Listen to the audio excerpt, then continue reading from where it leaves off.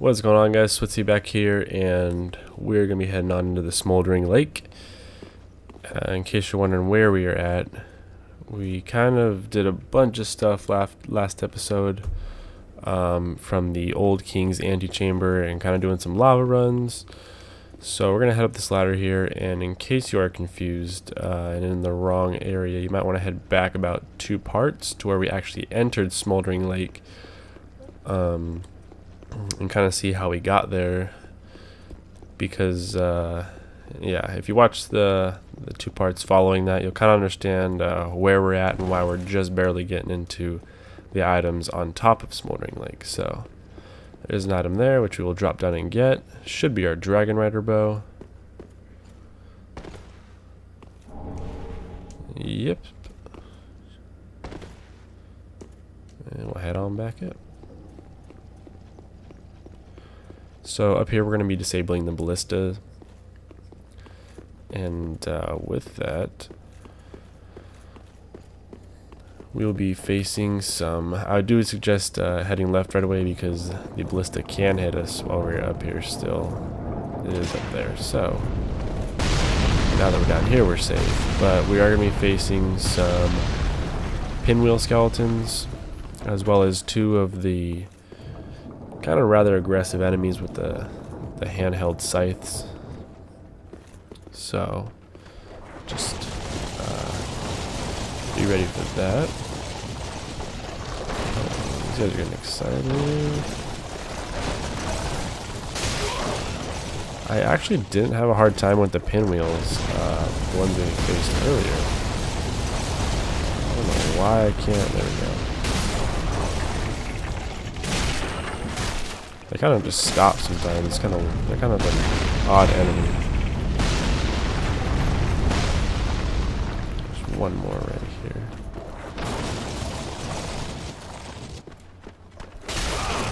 Okay. Here, little pinwheel man. Let me see. Okay. Alright. So next will be the scythe enemies. There's going to be 2 of them. Oh wait, we got the skeletons and then the scythe enemies.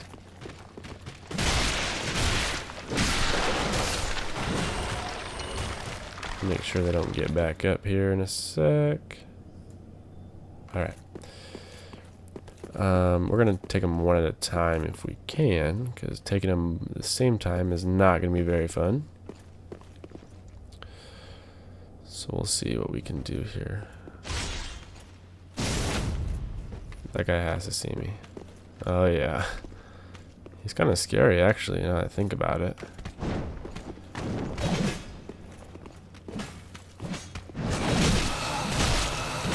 So at least we have stagger potential on him. That's always good.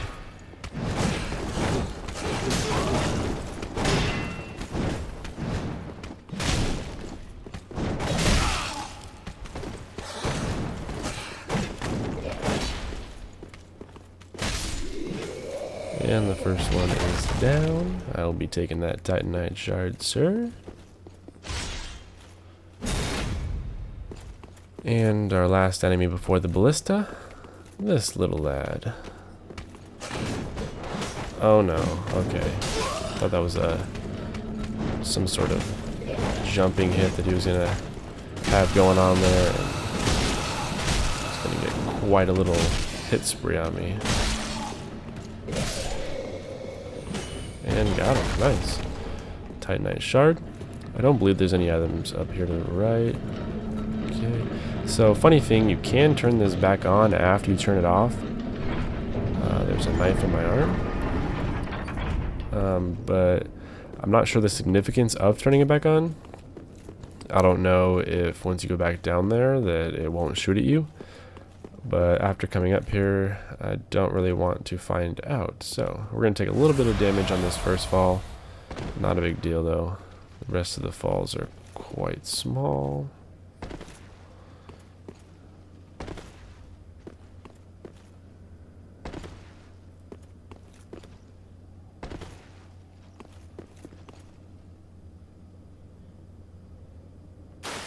Alright. So many items. We're gonna head left first.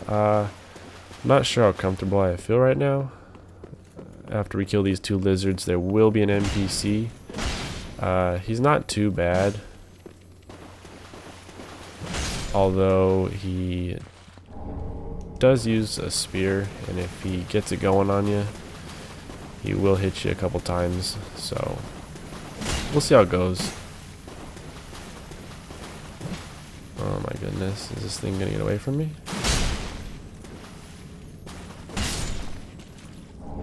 Alright, let's see where he's at. Sharpen this bad boy up. And here we go.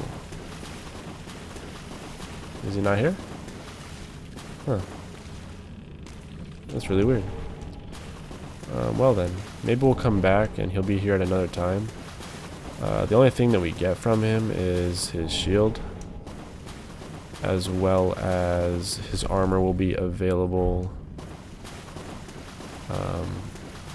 from the vendor at Firelink Shrine. So with that, we will just head back out and grab a couple items, and we'll see if we want to take on the skeleton worm.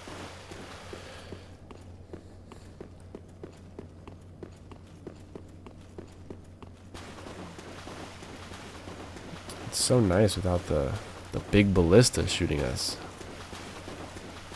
It's like a whole new world. So from right here, that is where we came into Smouldering Lake. And right here is where we fought the Demon King, and there's the worm. We're gonna grab this item, head this way.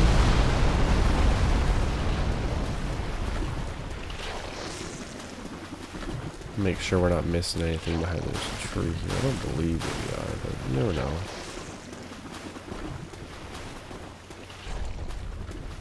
Yep, that sign is right. Pointless. So, okay. So right here, there is a hole that if you walk over, you'll notice it's kind of the middle is kind of crumbly looking. If you walk over it, it'll drop you off into the Anti-King's chamber if you want to go about it that way versus the way that we did it. The way that we did it is a little more,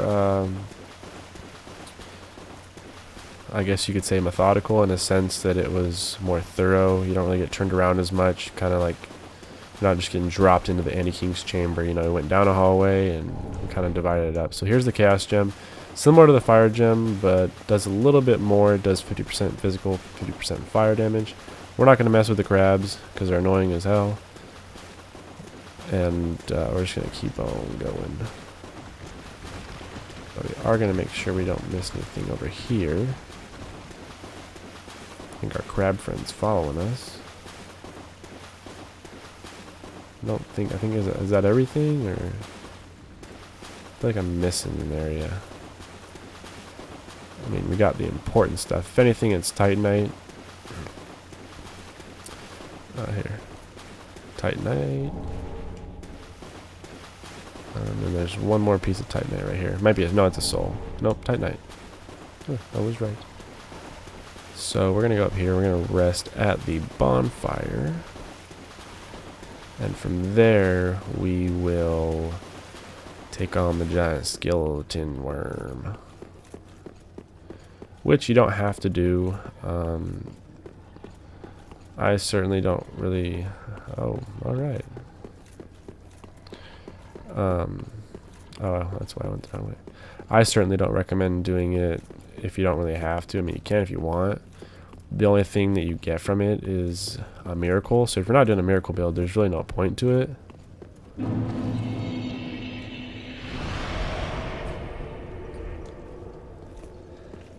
With that being said, there is a shield by the not the glowworm, by the skeleton worm. You can kind of see it's going to be right about where the top of my head is. We may have grabbed it earlier, I can't remember. Let me just check real quick so I'm not telling you guys we already grabbed, or telling you guys we haven't grabbed it yet. Oh, we did grab it. Right here, the Shield of Want. Very similar to the Serpent Ring if you're trying to get more souls, you can combo those two things. So with the worm, you gotta wait until it stops and beat the crap out of it, and if it moves like that, it's gonna hit you. So it's kind of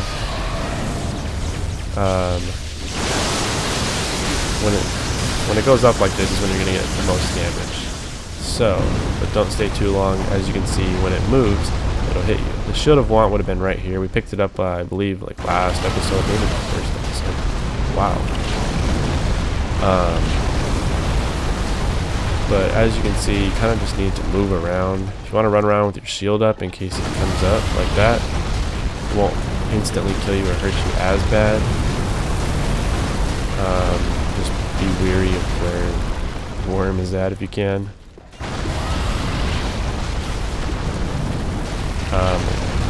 Just gotta kind of wait till he stops and do some damage. It is very time consuming. Also a little bit annoying. Just because he has so much health. Not really a hard enemy, he just has so much health. So we're just gonna keep running around. Oh, that was close. That was close too. If you stand a little bit farther away, he might come up and do his lightning attack, which will give you a little bit more time to get some damage in, like that. Oh no, that was not your lightning attack, sir. He is getting angry though. That was a very bad idea. Get up.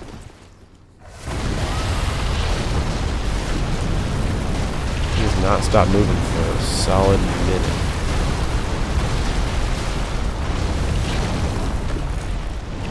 There he goes. Nope. Come on. Stop moving for me. Alright. Guess we're just not. Just keep going.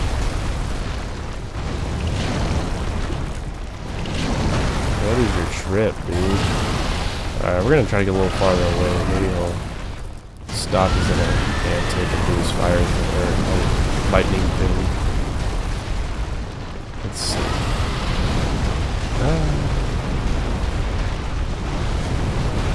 Scary one. And there we go. It's kind of funny. You think the lightning would hurt you, but it doesn't. Alright, so we got him about halfway. I went back for another hit and I shouldn't have. You just don't know how long he was. It's the hard part. So I kind of actually... I want to put on the Shield of Wands. How about that? Since we're killing something of this stature, might as well get a couple more souls out of it. There's this lightning attack. Probably got one more hit in us. Alright. Don't want to be too greedy here. Play a little conservative with the hits. As long as you can wait it out. Eventually we'll come out on top. So. Calm down, Wormy.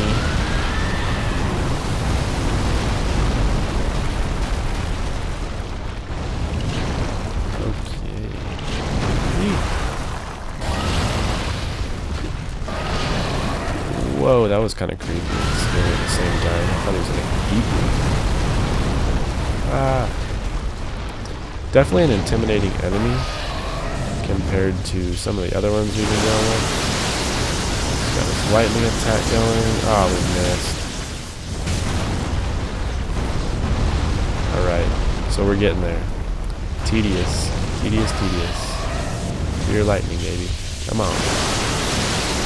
Yeah. Do that lightning for me. Do it for me. Okay, here we go. Oh, nope, not this time. We almost got him, too.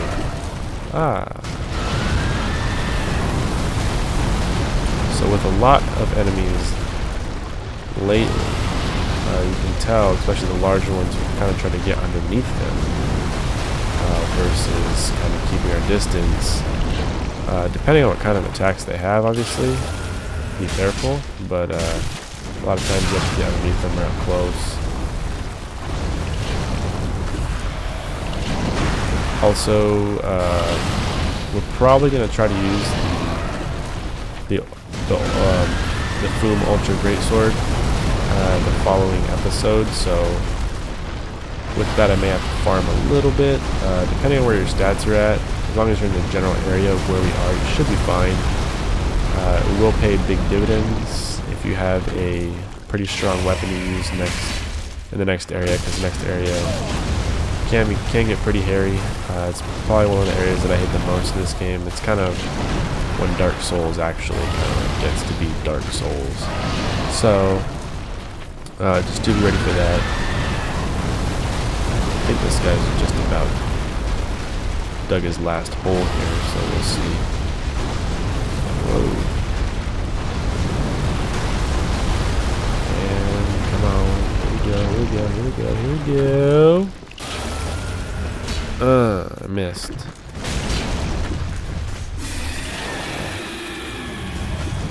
And we got him. We got him. There we go. Undead Bone Shard as well as the Lightning Stake. That is the power mode right there. That's the miracle. So, we only have 12,000 souls right now. Not enough to level, but let's kind of see where our stats are at. I'd like my strength to be a little higher as well as my vitality. So we're going to get those two things up a little bit and head on into, I believe it's the Ethereal Valley. So we'll start off the next episode in that area. So thanks for watching, guys, and I'll see you next time.